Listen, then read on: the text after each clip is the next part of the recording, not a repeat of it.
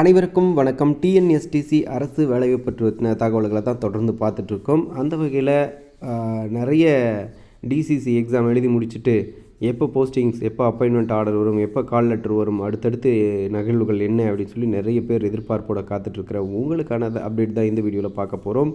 So சில மாவட்டங்களில் ஒட்டுமொத்தமாக கிடையாது, சில மாவட்டங்கள், அதாவது மண்டல வாரியாக பார்த்திங்க அப்படின்னாக்க கால் லெட்டர்ஸ் தபால் மூலியமாக அனுப்பிட்டு தான் இருக்காங்க.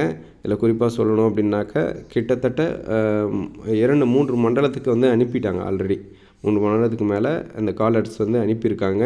அதில் சிலருக்கு நிறைய பேருக்கு ரிசீவ் ஆகலை, நிறைய மாவட்டத்தில் நிறைய மண்டலங்களில் வரல அப்படின்னு நிறைய பேர் சொல்கிறத பார்க்க முடியுது.